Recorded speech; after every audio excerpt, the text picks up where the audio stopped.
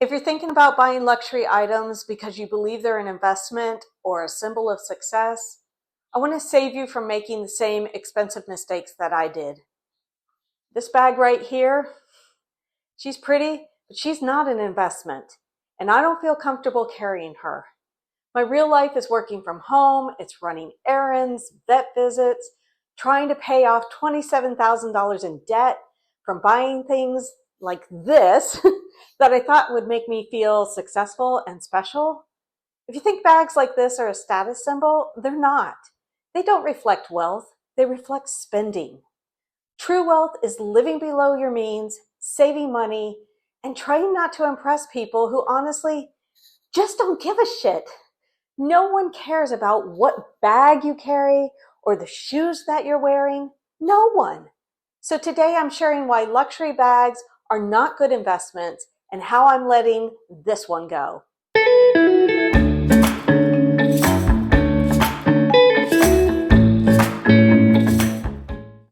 Hi, I'm Nikki. Welcome to La Paz Bound.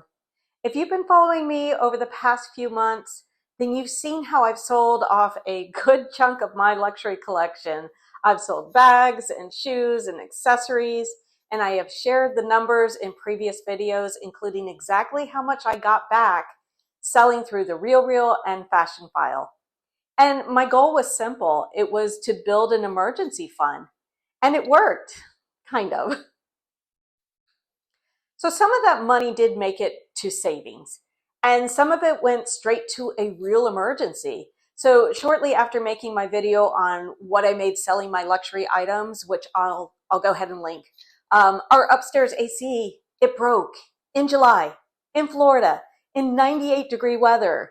And we thought we'd have to replace the whole unit, which would have cost us like 10 grand.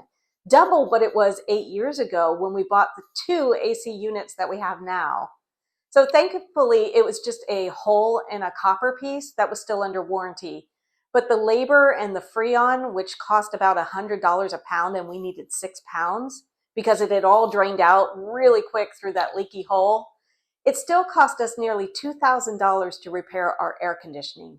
So that gorgeous Gucci bag, those Valentino shoes, that cute little Gucci boater hat, I don't even own a boat, all of that money, it went straight up into our attic. But it was a necessary fix, and I am thankful that I had the money set aside for emergencies. Okay, so here's what I've learned. I've learned that luxury items are not liquid assets. They are not investments. They typically don't hold value unless you hold on to them for many, many years and bought them for much less than they are selling now.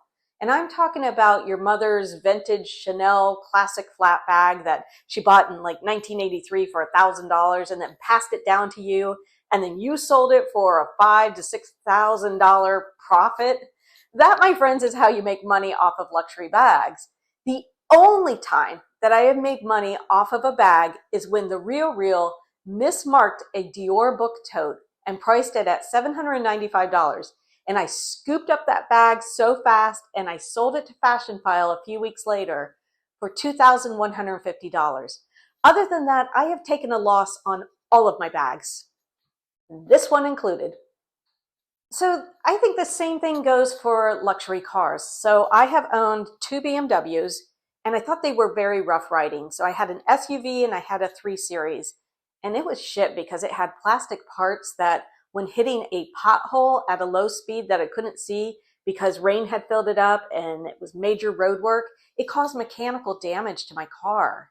I've had 3 Volkswagens, the last one being a Volkswagen Touareg, and it was so heavy that it ate through the tires. And I've owned 2 Mercedes, which I think are probably one of the better made luxury cars that I've owned, but it comes with a really hefty $652 monthly payment. And right now I'm sitting on a 2021 Mercedes GLA, but not for much longer. When I bought that car in 2022, I was still working in an office. I was commuting 40 miles round trip, 3 days a week. In fact, I bought it a month before we all had to go back into the office. And then a month later, I changed jobs and I was commuting to a co-working location in Tampa once a week. And now I'm not commuting at all. So why am I still holding on to this car? I still have $19,000 until it's paid off. I really only use the car to run errands. We load it up with chlorine jugs once a month for our pool. And if you've watched my vlogs, you'll see that I haul plants and groceries around in it too. It's not the luxury vehicle that matched my fantasy life in my mind.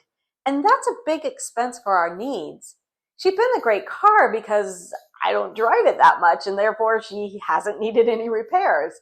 I've only put 16,000 miles on it since February of 2022, but it's a lot of money that's tied up in something that no longer fits our life and definitely isn't helping us reach our financial goals. And you know what Dave Ramsey would say?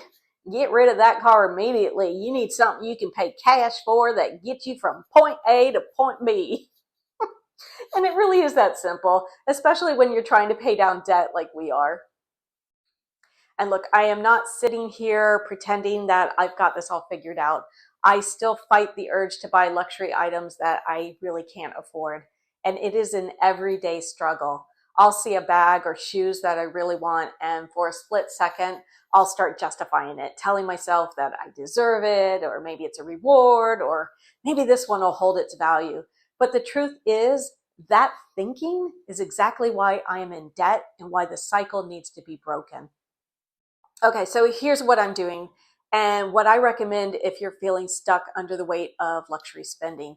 So I am selling off what I don't need, and I'm being honest about taking a loss. Maybe you have more time to see if the luxury market rebounds. I'm downsizing to a used car that I can pay off in a few months, partly from the sale of my luxury items. Something zippy and small and pretty darn cute that it gets me around town. And it can be kind of a workhorse for how we really live without giving up much of what I have now in my Mercedes. I'll be sure to do a video and a full reveal soon. I would then apply that $652 monthly car payment that I have now toward debt payoff, not more stuff. And I'm trying to build real wealth, the kind that comes from savings, not shopping for luxury bags. I think that true wealth isn't about showing off what is on your arm or on your feet. It's about freedom. It's about freedom from debt, freedom from payments, freedom from caring what anyone else thinks. And if I can reverse years of bad spending habits while in my 50s, so can you. And if this hit home for you, I'd love to hear your story in the comments. And if you want to follow along as I keep clearing out the clutter and chasing financial freedom, make sure you're subscribed. I can't wait to show you my new, used, cheaper car. Thanks for watching. Hasta luego, my friends.